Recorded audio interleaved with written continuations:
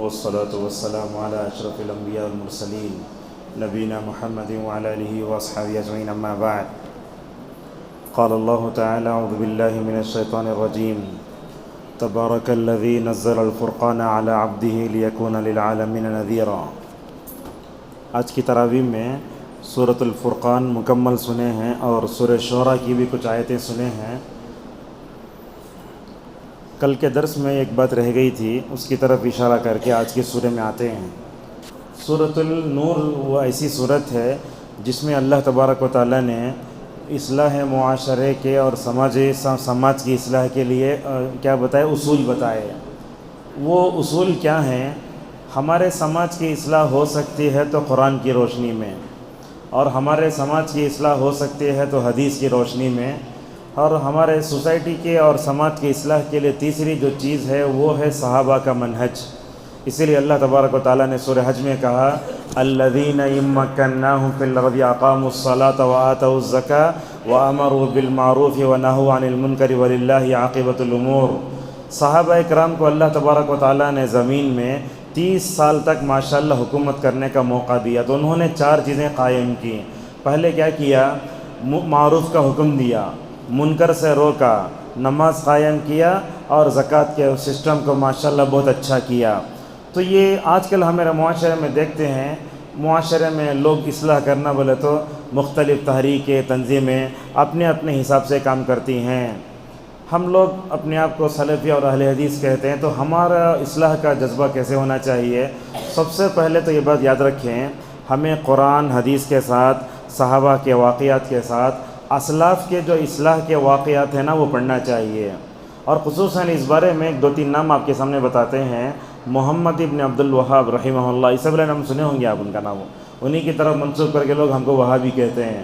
ماشاءاللہ بڑا اچھا کام کیا، خون نہیں بہایا، اچھے انداز سے جزیرۃ العرب کو ایک دم آئینے کی طرح ویسے بنایا کہ کہیں کوئی پختہ خبر نہیں پائیں گے، کوئی چادر نہیں، کچھ نہیں۔ رسول اللہ صلی اللہ علیہ وسلم کے زمانے میں جزیرۃ العرب جیسا توحید کا آئینے کی طرح تھا، ویسا ماشاءاللہ مکمل طور بنایا۔ اب اسی طرح ہم دیکھتے ہیں ہماری جماعت کے علماء میں جن لوگوں نے بہت کام کیا، اس میں ایک نام آتا ہے ثناء اللہ امرتسری رحمہ اللہ کا۔ ہماری پریشانی کیا ہے؟ ہم اہل حدیث اور سلفی دعوت کے ہو کر بھی اپنے سلفی علماء کے اور ان کے دعوت کے تجربات سے بھی ناواقف ہیں۔ ہم پڑھتے ہی نہیں ہیں، ہمارے باپ دادا اہل حدیث سے ہم اہل حدیث ہو گئے، ویسا نہیں ہے۔ ہمارے علماء کیسے کیسے کام کیے۔ ثناء اللہ امرتسری رحمہ اللہ تو ایسے تھے جو عیسائیوں سے مناظرہ کرتے اور ساتھ میں قادیانیوں سے مقابلہ کرتے۔ مرزا غلام احمد قادیانی جو تھا نا، اس سے جا کر مناظرہ کرتے۔ تو ایک دن جا کر ثناء اللہ امرتسری رحمہ اللہ نے اس سے کہا اگر میں حق پر ہوں تو تیرے ساتھ جیوں گا میں، اگر تو حق پر ہے تو تو زیادہ جیے گا۔ اللہ نے زندگی میں بتایا۔ اور مرزا غلام احمد قادیانی کا انتقال ہوا، اس کے 40 سال بعد تک بھی ماشاءاللہ ثناء اللہ امرتسری زندہ رہے۔ اور کیسے دیکھو آج ہمارے اخلاق بگڑ گئے ہیں، توحید ہمارے پاس ہے مگر اخلاق نہیں ہے۔ کیسے تھے ثناء اللہ امرتسری رحمہ اللہ؟ کسی وقت سوچا تھا میں بولنا، مگر اللہ نے وہ چیز مجھے اب یاد دلائی۔ تو کیا ہے، ثناء اللہ امرتسری رحمہ اللہ بڑے کیا تھے، وہ بدعتیوں کے لیے ننگی تلوار تھے، کسی کو برداشت نہیں کرتے تھے۔ ایک مرتبہ ایک نوجوان نے پیٹھ میں ان کو جو ہے چاقو مارنے کی کوشش کی، مار دیا چاقو۔ جیسے ہی چاقو مارا، ثناء اللہ امرتسری رحمہ اللہ کو جا کے ہسپتال میں ایڈمٹ کیا گیا۔ اب اس نوجوان کو جیل کے سلاخوں کے پیچھے ڈھکیل دیا گیا، کسے؟ مارنے والے کو۔ اب آج ہمارے توحید پرستوں کے، سلفی دعوت سے تعلق رکھنے والے علماء کے اور عوام کے اخلاق ایسے ہیں کیا؟ ہمیں سوچنا چاہیے۔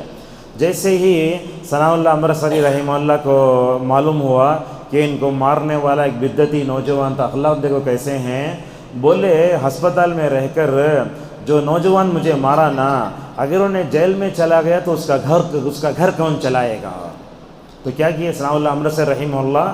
ایک آدمی کو بولے، خادم کو، ایسا کرو ہر دن جا کے 50 روپے وہ نوجوان جو مارا نا اس کے گھر میں جا کے دے کے آ جاؤ، یا راشن دو، ایسا کچھ ہے۔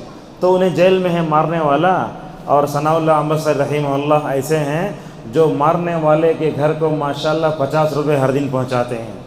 جیل سے رہا ہو کر باہر آیا، باہر آنے کے بعد پریشان ہو گیا، میرا گھر چلانے والا کون تھا؟ تو ثناء اللہ امرتسر رحمہ اللہ نے پہلے کہہ دیا تھا کہ میں جو تعاون کر رہا ہوں کسی کو نہیں بولنا۔ بعد میں معلوم ہوا نوجوان کو کہ وہ دینے والے وہی تھے جس کی پیٹھ میں نے چھرا گھونپا تھا۔ حسن سلوک دیکھ کیسا بدعتی کے ساتھ۔ ثناء اللہ امرتسری رحمہ اللہ کے پاس وہ نوجوان آیا، آ کر اتنا بلبلایا، رویا، بولا شیخ میں آپ کی پیٹھ میں چھرا گھونپانا مجھے افسوس ہے، میرے غائبانہ میں آپ نے میرے گھر والوں کے ساتھ جو حسن سلوک کیا نا، اس حسن سلوک کا میرے دل پر ایسا اثر ہوا ہے، میں آج کے سامنے ہاتھ جوڑ کر ساری بدعتوں سے میں توبہ کرتا ہوں۔ یہ ہوتے اخلاق۔ ایسے تھے اخلاق کیسے تھے؟ علامہ ابن تیمیہ رحمۃ اللہ علیہ، ان کے خلاف ایک بڑا بدعتی تھا، لکھتا بھی تھا، بولتا بھی تھا، خوب پرچار کرتا تھا ان کے خلاف۔ جب اس بدعتی کے باپ کا انتقال ہوا تو ابن القیم رحمہ اللہ نے آ کر ابن تیمیہ سے کہا خوش ہو جاؤ، تمہارا دوست بدعتی مر گیا ہے، ہمیں ہوتے بولتے دلندر اچھا ہوا چلے گا سکول کیا۔ لیکن وہ ویسے نہیں تھے، ہر ایک کے لیے اپنے دل میں، اپنے سینے میں درد مند دل رکھتے تھے، دوسروں کی تڑپ، یہ ہے منہج سلف۔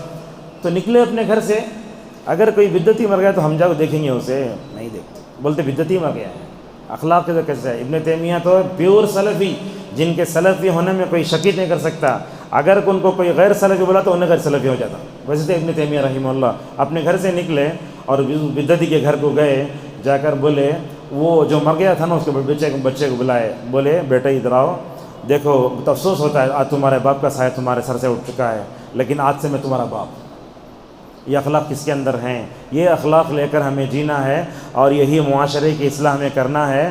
لہٰذا جو لوگ کتاب و سنت سے ہٹے ہوئے ہیں انہیں ہمیں اپنا دشمن نہیں سمجھنا، ان کے ساتھ پیار سے، محبت سے پیش آنا۔ اب بولیں گے انہیں نہیں مانتے نا، نہیں مانے تو ٹھیک ہے، کس کی بدعتی کی اصلاح کے لیے ہم دعا کریں؟ بولو دیکھیں گے۔ اگر لڑائی ہوتی، بحث ہوتی، تھوک ڈالتے، ان کی پیچھے نماز ہوتی، وہ سب بولنے آتا، مگر ان کی ہدایت کے لیے دعا کون کرے گا؟ یہی تڑپ تو ہے۔ اللہ تعالیٰ فرماتا ہے اے لوگو جو اللہ اور اس کے رسول صلی اللہ علیہ وسلم کی خلاف ورزی کرتے ہیں ان کو دو پریشانی، ایک پریشانی یہ ہے کہ دنیا میں فتنہ ہوگا۔ آج آپ دیکھو اللہ کی بات آئی، رسول اللہ کی بات آئی، لوگ اماموں کی بات لاتے ہیں، اماموں کی بات لائے تو کیا ہوتا؟ فتنہ ہو جاتا۔ اگر بولے اللہ نے فرمایا، رسول اللہ صلی اللہ علیہ وسلم نے فرمایا، لوگ بولتے ہمارے امام ویسا بولے نا، تبھی سے معاشرے میں فتنے آتے ہیں۔ اگر اللہ کی بات مان لی جائے، سارے مسلمان کتاب و سنت کی بالادستی کو تقسیم کر کے اس روشنی میں اپنے معاشرے کے سارے فیصلے حل کریں، میں سمجھتا ہوں فتنہ نہیں ہوگا۔ امام مالک کے پاس ایک آدمی آیا، دیکھو کیسا اصلاح کرتے ہیں ہمارے اسلاف۔ امام مالک کے پاس ایک آدمی آیا، آ کر بولا میں رسول اللہ کے قبر کے پاس سے احرام باندھنا چاہتا ہوں عمرے کا۔ کون تو احرام عمرے کا باندھتا؟ رسول اللہ کی قبر کے پاس جا کے۔ کہاں سے باندھنا؟ میقات سے باندھنا۔ مدینہ کی میقات ذوالحلیفہ ہے، اسے ابیار علی کہتے ہیں۔ امام مالک رحمۃ اللہ علیہ جب بیٹھ کر پڑھاتے تو یہ عائشہ کا کمرہ، ادھر اللہ کے نبی صلی اللہ علیہ وسلم کا ممبر، ماشاءاللہ ریاض الجنہ میں بیٹھ کے وہ حدیث پڑھاتے تھے۔ ہمارے پاس سب کیا ہوتا؟ یہ درس وغیرہ ہوتا، دیکھتے بے ادبی بہت کرتے مجلس میں۔ امام مالک رحمۃ اللہ علیہ وہاں بیٹھ کے پڑھاتے، موضوع ذرا ہٹ رہے ہیں، بیٹھ کے پڑھاتے تو حدیث پڑھانے کے لیے کیا ادب تھا دیکھو ان کے پاس۔ غسل کرتے، اچھے کپڑے پہنتے اور الحمدللہ آ کے مجلس میں بیٹھتے۔ تو امام شافعی رحمہ اللہ ان کے ساتھ تقریباً 13 یا 16 سال رہے، پوری موطا یاد کر لیے تھے۔ 9,500 حدیث ہیں، کیسے یاد کیے ہوں گے؟ پوری موطا یاد کر لیے۔ تو امام مالک رحمۃ اللہ علیہ کے مجلس حدیث میں کیا ہوتا تھا؟ بولتے تھے ایسا ڈر ہوتا امام مالک پڑھاتے سے وقت ان کی آنکھوں سے آنکھوں ملا کر کوئی بات بھی نہیں کر سکتا تھا۔ امام شافعی تو بولتے ہیں ان کی محفل میں پیاسا ہوا مگر ہمت نہیں ہوتی کہ پانی پیوں میں۔ آج کل استاد کلاس میں جاتا، بچوں کو دیکھتے کیا ابھی نہیں، اٹھا کر آرام سے پانی پیتے رہتے، بے ادبی بہت ہو جاتی۔ امام مالک رحمہ اللہ وہاں بیٹھ کے بولتے، دیکھو ایسا بولتے کل یؤخذ ویرد الا صاحب هذا القبر فانه يرد ولا فانه یؤخذ ولا يرد علیہ۔ یہ بات بہترین بات امام مالک کے بولتے، دیکھو دنیا میں ہر ایک کی بات لی بھی جا سکتی ہے، چھوڑی بھی جا سکتی ہے، سوائے اس قبر والے کے کون؟ وہ رسول صلی اللہ علیہ وسلم کی۔ آپ کی بات کو صرف لینا ہے، چھوڑنا نہیں ہے۔ وہاں بیٹھ کر لوگ اس وقت میں بہت لوگ آ کے ہر نماز کے بعد رسول اللہ کی قبر پہ سلام پڑھنے آتے، جیسے آپ لوگ بھی جاتے بدعتی، ہر نماز کے بعد جاتے رہتے، غلط ہے یہ۔ جاتے لوگوں بولتے لوگوں نبی کی حدیث تم نے یاد نہیں کیا؟ اللہ کی نبی نے فرمایا اللہ میرے قبر کو بت نہ بنا، میرے قبر کو تہوار نہ بنا۔ تو امام مالک کے پاس جب آ کر وہ بولا کہ میں اللہ کے نبی کے قبر کے پاس سے احرام باندھنا چاہتا ہوں، تو امام مالک نے اسے ایک جملہ پوچھا، اے آدمی کیا تم اس خیر کو پانا چاہتے جس کو رسول اللہ نے چھوڑ دیا ہے؟ مجھے تو ڈر ہو رہا ہے کہ تم فتنے میں پڑ جاؤ گے، تمہارے دل میں کیا ہو جائے گا، ٹیڑھا پن آ جائے گا۔ اس کے بعد یہ آیت پڑھ کر جو ہے امام مالک رحمہ اللہ نے سمجھایا۔ بہرحال رسول اللہ کی نافرمانی جو ہے معمولی گناہ نہیں ہے۔ اس سے پہلے بھی غزوہ احد کے مضامین میں ہم بتائے، رسول اللہ کے ہوتے ہوئے صحابہ کو اللہ نے بتایا کہ تم نے رسول اللہ کی نافرمانی کی، تم کو جیتی ہوئی جنگ ہارنی پڑی۔ آج بھی دیکھتے ہیں ہوٹلوں میں ادھر ادھر ایک آدمی یہ ہاتھ سے پی رہا ہے، سیدھے ہاتھ سے پیو نا جی، تمہیں اپنی جڑتی دیولو کئی کو میرے پیچھے پڑی تمہیں، لوگوں کے بولنے کا انداز ہوتا ہے۔ ایک آدمی رسول اللہ کے سامنے ایسے پی رہا تھا، اللہ کے نبی کی مخالفت کر رہا ہے، تو اسے بولے سیدھے ہاتھ سے پیو، نہیں ہوتا پینے مجھے۔ اللہ کے نبی نے بد دعا فرمایا، اللہ اس کے سیدھے ہاتھ کو منہ تک نہ لے جا، ختم ہو گیا۔ زندگی بھر وہ اپنا ہاتھ سیدھے ہاتھ تک نہیں لے جا سکا۔ لہٰذا کھانے پینے میں، اٹھنے بیٹھنے میں اگر آپ کو کوئی یہ کہیں کہ اللہ کی بات مانو، رسول اللہ کی بات مانو، اگر آپ 1 انچ برابر، مائکرو سیکنڈ کے برابر بھی اگر نافرمانی کرے، اللہ تعالیٰ اس کا نتیجہ دنیا ہی میں دکھاتا ہے۔ تو ہم بھی لیٹ لیتے کیا ہوتا ہے ایسا کرے تو ایسا نہیں کرنا چاہیے۔ تو یہ بات اللہ نے جو ہے بیان فرمائی۔ اب آئیے سورہ فرقان میں کیا چیزیں بتاتے ہیں۔ فرقان، الفرقان، یہ اللہ قرآن کی صفات میں سے ہے۔ الفرقان کا مطلب ہوتا ہے ایسی کتاب جو اللہ تعالیٰ نے رسول اللہ پہ اتاری۔ یہ کتاب انسان کو توحید و شرک کا فرق بتاتی ہے، یہ کتاب انسان کو حق و باطل کا تمیز سکھاتی ہے۔ یہی وہ جو ہے کتاب ہے جو انسان کو صحیح، غلط، جھوٹ، سچ اور خیر و شر کے درمیان میں تمیز بتاتی ہے۔ اللہ تعالیٰ نے یہ آیت قرآن کو اتارا نبی کریم صلی اللہ علیہ وسلم پر تاکہ آپ اس کتاب کو لے کر دنیا والوں کے سامنے ڈرائیں۔ سورت کے شروع میں اللہ نے ایک بات یہی بتائی کہ معبودان باطلہ جو ہوتے ہیں نا وہ مخلوق ہیں۔ آپ دنیا میں جتنے معبودان باطلہ لگے وہ کسی مذہب کے ہوں، یا تو تراشے ہوئیں گے یا تو اڑیں گے۔ یہ غیر مسلم شاید ایک درگاہ کو گیا تھا، تو اس نے اپنا ایک بڑے بہترین تجزیہ کیا۔ اس نے کہا جب میں اجمیر کو آیا ہوں نا، اب تک مجھے معلوم ہو رہا تھا کہ ہمارا معبود کھڑا ہے، تمہارا معبود پڑا ہے۔ صحیح تو بولا ہے، بات صحیح ہے۔ ان کا معبود کھڑا ہی رہتا ہے۔ دیکھتے ہیں آپ مندر میں داخل ہوئے، پہلے چھوٹا، اندر ایک بڑا، اندر ہوتا ہو۔ ہمارے پاس ویسا تمہارا معبود پڑا ہوا ہے، ہمارا یہی تو حال ہے۔ تو دیکھو ایسا ہے۔ تو اس طریقے سے اللہ فرماتا ہے وہ خود مخلوق ہیں، وہ خود پیدا کیے گئے ہیں، نہ نفع نقصان کا مالک بھی نہیں ہیں، نہ موت و حیات کے مالک ہیں۔ بلکہ ایک عربی شاعر کہتا ہے رب یبول الثعلبان علیہ فقد حان من بالت علیہ الثعالب، بولتے ہیں وہ رب کیسے ہو سکتا ہے جس پر لومڑی پیشاب کرے۔ معبودان باطلہ کو دیکھتے ہیں آپ، کتے پیشاب کرتے ہیں کسے معلوم ہے؟ یہ جا کے لوگ پوجا کرنے کے جو لگتے ہیں کون کھاتے ہیں؟ لومڑیاں کھاتے ہیں، سب کھاتے ہیں۔ کیا کیا لے جاتے ہیں وہ، مطلب دیکھتے ہیں موز، نارل سب لے جا کے رکھتے ہیں، کون کھاتے ہیں؟ انہوں بالکل نہیں کھاتے۔ تو یہ اللہ فرماتا ہے دیکھو نفع نقصان کے مالک ہی نہیں ہیں۔ اور اس کے بعد اللہ تبارک نے بات یہ بتائی کہ اللہ قرآن پر بھی اعتراض ہوا، نبی پر بھی اعتراض ہوا۔ قرآن پر کیا اعتراض ہوا؟ قرآن پر اعتراض یہ ہوا، یہ تو کیا ہے اگلی باتیں ہیں جو اللہ کے نبی بتا رہے ہیں۔ قرآن پر اعتراض اس بات کا ہوا، بتاتے ہیں لوگ یہ کفار و مشرکین یہود و نصارہ، انہیں محمد کہیں جا کے سکھ لے کے آیا ہے۔ تو اللہ فرماتا ہے اگر محمد صلی اللہ علیہ وسلم کہیں جا کے سکھ کر آتے، اللہ تعالیٰ زمین و آسمان میں ہونے والے حادثات کو بھی مکمل طور پر جانتا ہے۔ یہ کیسے ہو سکتا ہے؟ دیکھیے اللہ تعالیٰ آگے فرماتا ہے سورہ عنکبوت میں، اے اللہ کے نبی صلی اللہ علیہ وسلم آپ کو لکھنا بھی نہیں آتا، پڑھنا بھی نہیں آتا۔ اللہ کے نبی لکھتے تھے؟ نہیں لکھتے۔ اللہ کے نبی لکھنا بھی نہیں آتا، پڑھنا بھی نہیں آتا، ایسے تھے۔ اور اللہ کی نبی کا نہ لکھنا نہ پڑھنا یہ معجزہ ہے، عیب نہیں ہے۔ اللہ کے نبی صلی اللہ علیہ وسلم لکھنا پڑھنا نہیں جانتے، مگر آپ نے ایسا تعلیمی انقلاب برپا فرمایا، میں سمجھتا ہوں دنیا کی کوئی شخصیت ایسا تعلیمی انقلاب برپا کر ہی نہیں سکتی۔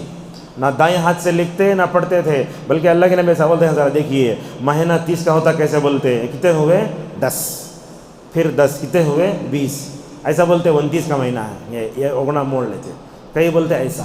تو اللہ بھی لکھنا نہیں آتا تھا، اسی لیے صلح حدیبیہ کے موقع پر دیکھو آگے آتا ہے اللہ کے نبی صلی اللہ علیہ وسلم کے سامنے جب سہیل نے کہا یہ لکھو ہو کیا صلح نامہ لکھو، اللہ کے نبی صلی اللہ علیہ وسلم نے علی سے کہا علی لکھو، کاتبین وہی کون تھے؟ پورے صحابہ تھے۔ اللہ کے نبی کو لکھنا پڑھنا نہیں آتا تھا، تو اللہ تعالیٰ نے لکھنا پڑھنا نہ سکھایا، اس کے اوپر اتنا اعتراض ہو رہا ہے۔ اگر اللہ تعالیٰ لکھنا پڑھنا سکھا دیتا تو پتہ نہیں اور کیا کیا اعتراض کرتے۔ اور ایک اعتراض آیا نبی پر، یہ نبی بازاروں میں گھومتا ہے، ہمارے پاس بھی ہوتا، یہ بات بولے تو ہنسیں گے آپ۔ امام صاحب کو ایسا بنا کے رکھے ہیں لوگ، انہیں زکوٰۃ کا مال کھانا، صدقے کا مال کھانا انہیں۔ اگر انہیں کار لینا تو پوچھے مولوی صاحب کے پاس پیسے کہاں سے آئے؟ ارے جینا ہے تو کھا کیا، ایک مالدار کچھ جینا کیا؟ ایک مؤذن نہیں، ایک امام نہیں جی سکتا کیا؟ دیکھو یاسر دوسری کو سب ماشاءاللہ کیسے ہائی فائی کار میں آتے ہیں، ان کو کون لے کر دیے؟ حکومت لے کر دیے، اپنے پیسے میں دیے۔ لہٰذا میں سمجھتا ہوں یہ بات اچھی نہیں ہے۔ تو لہٰذا اس سے یہ سمجھ میں آتا ہے کہ کتاب و سنت کا جو علم ہوتا ہے وہ جاننے والے اگر مالدار بھی ہو جائیں، کچھ بھی ہو جائیں، لہٰذا ان کو حسد کی نگاہ سے نہیں دیکھنا چاہیے۔ تو یہ بات جو ہے اللہ تبارک تعالیٰ نے یہاں بتائی۔ تو یہ بازار میں جاتا ہے، اگر کوئی عالم دین بازار میں کھڑے ہو کر کچھ کھا لے پی لے تو اس پر بھی کوئی اعتراض نہیں کرنا چاہیے۔ ویلور ہمارا ایک علاقہ ہے، لوگ دیکھو علماء پر کیسی نظر رکھتے ہیں۔ وہ کیا کرے، ایک مولوی صاحب جا کے اپنی ماں کو ایڈمٹ کر کے باہر آئے، باہر آ کر ایک دن پہلے انہوں بولے تھے بیٹھ کر پینا چاہیے، کھڑے ہو کر نہیں پینا چاہیے۔ اپنی ماں کو ایڈمٹ کرنے کے بعد باہر آ کے وہ ینیر پانی ہوتا ہے نہیں ہے، گرمی تھی، وہ کھڑے ہو کر پی لیے ہیں، مقتدی میں سے کوئی فوٹو پکڑ لیے۔ ہمارے مشکل کیا ہے معلوم ہے، ہمیں امام کو، علماء کو فرشتہ سمجھتے ہیں۔ امام بھی، عالم بھی فرشتہ نہیں، آپ جیسا انسان ہے، اسے بھی ٹھوکر لگتی ہے، فوٹو پکڑ لگ جا کے۔ دوسرے دن نماز پڑھانے آئے تو لوگ جا کے بولے مولوی صاحب کل کیا بیان کرے اس کو میں؟ تو بولے کھڑے ہو کر نہیں پینا، کل کھڑے ہو کر پینا، عمل نامہ اقرا کتابت۔ یہ کیا ہے یہ؟ حالانکہ کھڑے ہو کر پینا کبھی جائز بھی ہے، بلکہ صحابہ اکرام انس رضی اللہ عنہ کبھی کھڑے ہو کر پیتے تھے، بولتے ہوئے تھے، ایسا بھی اللہ کے نبی کے سامنے کیا گیا، لہٰذا اس پر نکیر نہیں کرنا چاہیے۔ تو یہاں بھی اعتراض ہوا، اگر وہ کھاتا پیتا ہے، بازاروں میں گھومتا ہے تو اس پر نکیر نہیں کرنا۔ اللہ تعالیٰ آگے بات فرماتا ہے رسولوں کو ہم نے بھیجا، رسول بازار میں جاتے ہوئے تھے، کھاتے بھی تھے، پیتے بھی تھے، اور اس کے بعد یہ اللہ تعالیٰ کوئی انسان کو جو ہے نبی بنا کے بھیجا، فرشتے کو بنانا تھا، ایسے اعتراض کیے گئے۔ اور اس کے بعد یہ بھی کہا گیا یہ لوگ جو ہے کیا ہیں، اللہ کے نبی کو جادو بتاتے ہیں، اور اللہ کے نبی صلی اللہ علیہ وسلم یتیم تھے نہ بولتے، کیا یتیمت ملا کہ نبی بولنے کے واسطے؟ اللہ تعالیٰ کیسے کیسے رائل فیملی ہے مکے میں، طائف میں، ان کے سرداروں میں نبی بنانا تھا۔ تو آپ سمجھیں جو رائل فیملی کے لوگ ہوتے ہیں، بڑے بڑے مالدار ہوتے ہیں، زندگی میں نخرے زیادہ ہوتے ہیں، دین سے ہٹے ہوئے ہوتے ہیں۔ اللہ تعالیٰ کسی نبی کو مالدار نہیں بنایا، دیکھو کیسے تھے، میڈیم تھے، اور روحانی جسمانی اعتبار سے ماشاءاللہ بڑے اچھے تھے، اور اللہ تعالیٰ کی نگرانی میں ماشاءاللہ مکمل طور پہ تربیت ہوتی رہتی تھی۔ اور اس کے بعد اللہ نے ایک بات یہ بھی کہی، ہم نے تم میں سے بعض کو بعض کے لیے آزمائش بنایا ہے۔ آج کل اگر آپ تعلقات کو بڑھانا ہے تو اس آیت کو سمجھ لیجئے۔ ابن القیم رحمہ اللہ نے بڑی بہترین تفسیر کی اس میں، انہوں جتنی اچھی تفسیر کرے کسی اور مفسر نے اس تفسیر نہیں کی۔ اللہ ابن القیم رحمہ اللہ کہتے ہیں اللہ تعالیٰ قوم کو نبی سے آزماتا ہے، نبی کو قوم سے آزماتا ہے۔ ویسے پوری دنیا کا اصول ہے، باپ کو آزماتا ہے بیٹے سے، بیٹے کو آزماتا ہے باپ سے، شوہر کو آزماتا ہے بیوی سے، بیوی کو آزماتا ہے شوہر سے، شاگرد کو آزماتا ہے ٹیچر سے، ٹیچر کو آزماتا ہے کس سے؟ شاگرد سے۔ اور دنیا پوری ایسے ہی ہے، رعایا کو آتا ہے آزماتا ہے بادشاہوں سے، بادشاہوں کو آزماتا ہے رعایا سے۔ اگر مسجد کی بات کریں تو امام کو آزماتا ہے ذمہ داروں سے، ذمہ داروں کو آزماتا ہے امام صاحب سے، سب سے۔ میں بھی آزمائش ہوں آپ کے لیے، آپ بھی میرے لیے آزمائش ہیں، لیکن یہ آزمائش پر کرنا کہ اللہ نے کہا تصبرون، صبر کرو۔ لہذا دنیا میں تعلقات رکھو گے، کس سے بھی دوستی رکھو گے تو ہوگا کیا؟ صبر کرنا پڑے گا۔ اسی طرح شوہر کو بیوی سے آزماتا ہے، بیوی کو شوہر سے آزماتا ہے۔ آج کل کی بچیوں میں نہ صبر ہے، نہ شکر ہے، نہ قوت برداشت ہے، نہ صبر تحمل ہے، کچھ بھی ہوا تو صرف بھگ جائے بیٹھا دے، نہ خلا نہ طلاق، ایسے معلق رہتے زندگی کرتے، نہیں کرنا چاہیے۔ لہٰذا میں نے اس سے پہلے ہی بتایا جو مومن ایک دوسرے سے تعلقات رکھ کے صبر کرتا ہے وہی بہتر ہے اس مومن سے جو صبر نہیں کرتا۔ اہم مضامین ہیں، اللہ یہاں فرماتا ہے ایک جگہ اس میں اصحاب الجنت یومئذ خیر مستقرا واحسن مقیلا۔ قیلولہ کا وقت کتنا ہوتا، کم ہی نہ ہوتا، تو علماء اس آیت کی بتاتے ہیں کہ اس امت کا حساب قیلولہ کرتے نا اتنے وقت میں ماشاءاللہ ہو جائے گا، شارٹ وقت میں ہو جائے گا، لمبے لمبے اس میں نہیں ہوگا۔ اس کے بعد اللہ نے کہا کہ آسمان پھٹے گا، اور اس کے بعد یہ بات بتایا گیا ایسے کہ ظالم کیا کرے گا، وہ جب برا دوست اس کو بھٹکا دیا ہوگا، آخرت میں برے انجام سے دو چار ہوگا تو کیسے کہے گا۔ تو اس آیت کا پیغام یہ ہے کہ ہمیں اپنی بری دوستی پر بھی نظر رکھنا چاہیے، اپنے بچوں کی بری دوستی پر نظر رکھنا چاہیے، کہیں ایسا نہ ہو ہم غارت ہو جائیں، ہماری بیوی بچے اہل و عیال کنبہ خاندان خراب ہو جائے دوستی سے، برے تعلقات سے، بعد میں قیامت میں جا کر رونے سے کچھ بھی فائدہ نہیں ہوگا۔ اور اس کے بعد یہ بھی کہا قیامت کے دن رسول اللہ کہیں گے اے اللہ میری قوم نے قرآن کو چھوڑ دیا ہے۔ کیا مطلب اس کا؟ اس کی 5 شکلیں بتائیں ابن القیم رحمہ اللہ نے۔ ایک تو یہ ہے کہ پڑھنا چھوڑنا، دوسرا یہ ہے کہ عمل کرنا چھوڑنا، تیسرا یہ ہے کہ اس سے شفا حاصل کرنا چھوڑنا، چوتھا یہ ہے کہ اس پر عمل کرنا چھوڑنا، اور اسی سے آگے کہا اس کے فیصلے میں اس کی روشنی میں فیصلہ کرنا چھوڑنا۔ جیسے اس سے پہلے میں نے بتایا خلا طلاق کے واقعات ہوئے، جائیداد کا مسئلہ حل کرنا تو کہاں جانا؟ کورٹ کچہری میں نہیں جانا، مسجد کے امام سے پوچھنا یا مدارس میں جانا یا دارالافتاء ہے قضا وغیرہ، وہاں جا کر اپنے حق میں فیصلہ کرنا چاہیے۔ اس میں موبائل سے پڑھنے کی بات بھی بعض علماء نے بتائی۔ عبدالرزاق البدر حفظہ اللہ کہتے ہیں قرآن رہ کر موبائل سے پڑھنا یہ قرآن کو چھوڑنے کی طرح ہے۔ سعد بن ترک الخطلان حفظہ اللہ کہتے ہیں کوئی حرج نہیں ہے، آدمی قرآن سے بھی پڑھے موبائل سے بھی پڑھے، لیکن بہتر یہ ہے کہ آپ کے پاس قرآن ہو تو قرآن ہی سے پڑھنا بہتر ہے۔ اس کے بعد یہی بتایا گیا قرآن کئی کو 23 سال میں اترا، توریت انجیل پوری کتاب ایک مرتبہ اتر گئی۔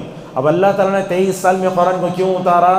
اس کا جواب دیتے ہوئے اللہ فرماتا ہے اللہ کے نبی ہم آپ کے دل کو مضبوط کرنا چاہتے ہیں، اور 23 سال میں اترنے کی حکمت یہ ہے چونکہ اس شریعت کو قیامت تک رہنا تھا، اسی لیے اللہ تعالیٰ نے حالات کے تحت 23 سال میں اس کو رسول اللہ صلی اللہ علیہ وسلم کی ذات پر اتارا۔ کئی نبیوں کا تذکرہ ہے، اس کے بعد کچھ ہلاک شدہ قوموں کا تذکرہ ہے۔ اللہ نے یہی بتایا کچھ لوگ ایسے ہوتے ہیں جو خواہشات کے پیچھے پڑ جاتے ہیں، اگر وہ اپنے کان آنکھ دل کا غلط استعمال کرتے تو جانوروں سے بدتر ہیں۔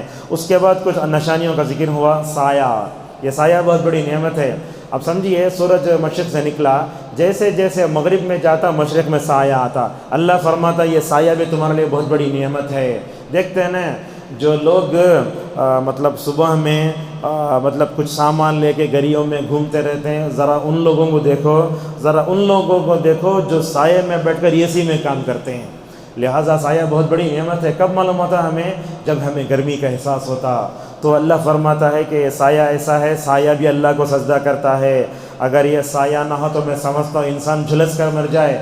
رسول اللہ صلی اللہ علیہ وسلم اور ابو بکر عمر رضی اللہ عنہما وہ ایک مرتبہ ایک انصاری کے گھر جاتے ہیں، جا کر بولتے ہیں کہاں ہے انصاری صحابی؟ بیوی بولتی ہے میٹھا پانی لینے گئے ہیں۔ اس موقع پر وہ انصاری صحابی کے گھر میں رسول اللہ مہمان بن کے آیا، تو اس سے بڑی خوش نصیبی کیا ہو سکتی ہے؟ تو کیا کری وہ عورت؟ وہ پانی صحابی یا پانی بھی کھجور دے کر ان کے پاس بھیجی۔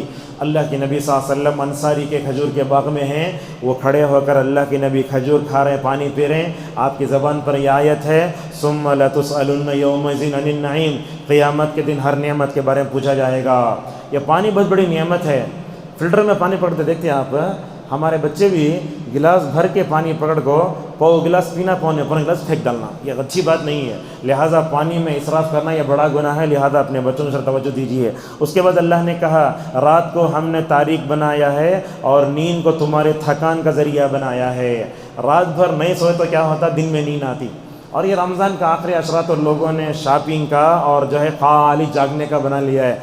نوجوان لڑکے ویلنگ کرتے رہتے، ادھر ادھر جاتے رہتے، اور ایسے واقعات بھی ہوتے رات بھر جگ کے۔ کچھ لوگ کیا کرتے ہیں صبح میں سفر کرتے، جا کے نیند کی حالت میں مر گئے۔ نہیں کرنا چاہیے، اپنے بچوں کو سب 4 ویلر 2 ویلر کہیں بھی جانا تو تھوڑا دے کر سوچ جانے چاہیے، اس لیے کہ جو ہے یہ جان اللہ کی ہمارے پاس امانت ہے۔ اس کے بعد ہواؤں کا تذکرہ ہوا۔ ہوا چلتی کیسے معلوم ہے؟ علامہ قرطبی رحمۃ اللہ علیہ کہتے ہیں کہ ہوا کی 20 سے زیادہ قسمیں ہیں۔ ہوا کیسے چلتی ہے؟ ایک ہوا ایسے چلتی ہے، ایک ہوا ایسے چلتی ہے، ایک آتی ایک ایسے آتی، کتنے ہوئے؟ 4۔ بعض ہوا ایسے چلتی ہیں، اسار بولتے ہیں اسے۔ اور رسول صلی اللہ علیہ وسلم کو جنگ خندق میں جو دی گئی تھی وہ شاید دبور تھی، آپ نے کہا وہ شاید صبا تھا نام اس کا، جیسا کہ اللہ کے نبی صلی اللہ علیہ وسلم فرماتے ہیں نصرت بالصبا واہلکت عاد بالدبور۔ اور جب ہوا چلتی ہے تو ہم لوگ کیا کرتے ہیں؟ گالی دیتے ہیں۔ اب مثال کے طور پر خواتین کیا کرتے ہیں؟ فل میک اپ کر لے شادی میں جاتے ہیں، وہ ہوا کو پورا اڑا، دلندر ہوا ہے۔ ہوا گل نہیں دینا، آپ نے کہا لا تصب الريح، ہوا گل نہیں دینا۔ اللہ فرمایا کیا بولنا؟ یہ دعا پڑھنا، اللہم انی اسألک خیرہا و خیر ما سنیا، لمبی دعا ہے، اور اے اللہ میں اس میں جو خیر اس کا سوال کرتا ہوں، اس میں جو شر ہے اس شر سے جو ہے میں اپنے آپ کو بچاتا ہوں۔ اس کے بعد یہ بھی کہا کہ آسمان سے پانی اتارا ہے، اس پانی کے ذریعے ہم جانوروں کو سب ماشاءاللہ پلاتے ہیں، انسانوں کو پلاتے ہیں۔ اس کے بعد اللہ نے یہ بھی کہا، دیکھو سمندر ہوتا، کھارا پانی میٹھا پانی دونوں مل کر ہوتا، لیکن کہا کہ دونوں ملتے ہیں لیکن مزہ نہیں ملتا، کہا بینہما برزخ لا یبغیان، اللہ نے پانی خوشگوار بنایا، کڑوا بنایا، کسا بنایا، سب ہوتا ہے۔ اللہ نے ایک بات یہ بھی کہی، ہم نے آسمان سے پانی کو اتا کر انسان کو پیدا کیا، یہ سسرالی رشتہ دار کو بھی اچھی طرح سے نبھانے کی اسلام تعلیم دیتا ہے۔ ساس سسر جو ہوتا ہے نا وہ ماں باپ کے درجے میں آتے، تو لہذا ان کا بھی لحاظ رکھنا چاہیے۔ بعض ایسے داماد ہوتے ہیں بولتے سسر سے بیٹی دے تو بس کیا، ارے تو آپ تو قوام ہیں، آپ ان کو دینا، ان سے کہیں لیتے ہیں آپ۔ اور ساس سسر کے ساتھ اچھا سلوک کرنا، بیوی اگر ہوتی ہے اگر وہ اپنے ماں گھر جانے سے بھیجنا چاہیے، جیسا کہ واقعی اس میں مکمل طور بتایا گیا۔ اس کے بعد یہی بتایا گیا کہ اللہ تعالیٰ عرش پہ، یہ دیکھو کہا گیا کفار مکہ سے سجدہ کرو، انہوں بولے رحمان کون ہے نہیں جانتے۔ اچھا انہوں رحمان کس کو بنا کے رکھے تھے؟ مسیلمہ کذاب تھا، اسے انہوں رحمان بنا کو رکھے تھے۔ اللہ فرماتا ہے جب ان سے کہا گیا رحمان کے لیے سجدہ کرو تو وہ بولے رحمان کون ہے؟ اللہ فرماتا ہے یہ حکم سے اعراض کرنے کی وجہ سے نعوذ باللہ وہ اللہ سے دور ہو گئے۔ اس کے بعد رحمان کے جو ہے بندوں کی صفات بیان کی گئی۔ پہلی صفت یہ بیان کی کہ وہ زمین پر نرمی سے چلتے ہیں۔ زمین پر نرمی سے چلنے کا مطلب ایسے نہ کہ آپ مریض کی طرح چلیں، نرمی سے مطلب عاجز انکساری سے۔ حضرت عمر فاروق رضی اللہ عنہ دیکھا ایک آدمی جو ہے مریض کی طرح چل کر جا رہا تھا، بلا کے پوچھے کیوں؟ تو بولا اللہ فرماتا ہے دیکھو زمین پر نرمی سے چلنا، کوڑے مار کے بولے مریض کی طرح نہیں چلنا، زمین پر تکبر سے نہیں چلنا۔ ہمارے بچوں کو بھی تکبر سے چلنے سکھاتے سے کون بولے تو فلم، چلتی ٹرین میں سوار ہونا، ہوا میں اڑنا، چشمہ لگا لینا، عید کے دن جو ہے بچے بھاگتے ہیں، یہ سب چیزیں آتی ہیں، لیکن تکبر وہ اچھی بات نہیں ہے۔ کتنی اچھی بات بولے دیکھو حسن بصری رحمہ اللہ، مجھے تعجب ہوتا ہے آدم کے بیٹے پر، اس کے پیٹ میں پیشہ پیخانہ ہے، وہ اپنے ہاتھ سے دن میں کئی مرتبہ اپنی غلاظت کو صاف کرتا ہے پھر بھی تکبر کرتا ہے۔ ذرا دیکھیے ہمارے پیٹ میں کیا ہے، لہٰذا تکبری اچھی چیز نہیں ہے۔ اس کے بعد اللہ نے یہ بھی کہا کہ اگر کوئی ناسمجھ اگر آپ سے الجھتا ہے تو اس کو کہو، اس سے الجھنا ہی نہیں چاہیے۔ رحمان کے بندے وہ ہوتے ہیں جن کی رات جو ہے سجدہ اور قیام میں گزرتی ہے۔ اور ایک بات دیکھو اللہ تعالیٰ دو دعائیں ذکر کیا یہاں، ایک دعا یہ ہے کہ اے اللہ ہمارے سے جہنم کے عذاب کو پھیر لے، آگے جا کر کہا اے اللہ تو ہمارے بیوی بچوں کو ہمارے آنکھوں کی ٹھنڈک بنا دے۔ یہ دعا پہلے آ کر وہ دعا کیوں آئی؟ 97 میں یہ سوال جو ہے جامعہ دارالسلام میں پڑھتے ہوئے وہ اس میں سوال آیا تھا، اس میں پرچے میں، اس وقت جواب بھی معلوم نہیں تھا ہم نا، بعد میں جب معلوم کیا گیا تو کہا رحمان کے بندے ایسے ہوتے ہیں سب سے پہلے اپنے آپ کو بچا لیتے، بعد میں اپنی بیوی بچوں کی اصلاح کرتے، اس لیے وہ دعا پہلے اگر وہ دعا بعد میں، دعا میں دیکھو کیا ہے، ربنا حب لنا من ازواجنا، اس کا مطلب کیا؟ بیوی اگر صحیح تو بچے صحیح، بیوی اگر بگڑ جائے تو بچے بگڑ جاتے ہیں۔ یہ ایسی دعا ہے، میرے استاد ہیں تقریباً 22 سال جامعہ دارالسلام کے ناظم رہے خلیل الرحمن اعظمی عمری رحمہ اللہ، وہ ہمیشہ بولتے جیسے ہی بچہ بالغ ہوتا اپنے بچوں میں دعا سکھاؤ، ربنا حب لنا من ازواجنا وذریاتنا قرۃ اعین۔ لوگ کیا سمجھتے شادی کے بعد پڑھنے کی دعا نہیں ہے، یہ بالغ ہوتے ہی پڑھنا، فائدہ کیا ہوگا؟ اللہ تعالیٰ ماشاءاللہ اچھی بیوی دے گا۔ یہ آنکھوں کی ٹھنڈک کیا ہے؟ حسن بصری سے پوچھا گیا یہ آنکھوں کی ٹھنڈک دنیا میں آخرت میں؟ دنیا میں ہے۔ کیسے مثال سمجھاتا ہوں، دیکھو میں کھڑا ہوں، میں چھوٹی بچی نماز پڑھ رہی ہے، جا نماز بچھائی، رکوع کر رہی، سجدہ کر رہی ہے، جب ہم ان کو دیکھتے نا آنکھوں سے آنسو آتے، یہی آنکھوں کی ٹھنڈک ہے۔ لہٰذا ہمارے بچے چھوٹی چھوٹی زبان سے قرآن پڑھتے، لوگ پیسے ڈالتے، اس وقت آنکھوں میں جو آنسو آتے نا خوشی سے، اس کو کہتے ہیں قرۃ اعین وجعلنا للمتقین اماما۔ اور مومن وہ ہوتے ہیں جو کیا کرتے ہیں، کبھی جو ہے وہ زیادہ ہاتھ کھلا بھی نہیں رکھتے، بخیلی بھی نہیں کرتے، درمیان میں رہتے ہیں۔ مومن وہ ہوتے ہیں جن کا دامن شرک سے جو ہے دور رہتا ہے، کسی کو قتل بھی نہیں کرتے، زنا سے بھی دور رہتے ہیں۔ آپ یہ بات یاد رکھیں، جب ہمارے اندر ایمان ہوگا، اللہ اور اس کے رسول صلی اللہ علیہ وسلم کی محبت آئے گی، تو زنا جیسی عشق جیسی غلط ہمارے پاس نہیں آئے گی، چونکہ ہمارے دلوں میں اللہ اور اس کے رسول کی صحیح محبت نہیں ہے، اسی لیے عشق کے فتنے میں نعوذ باللہ ہم پڑ جاتے ہیں۔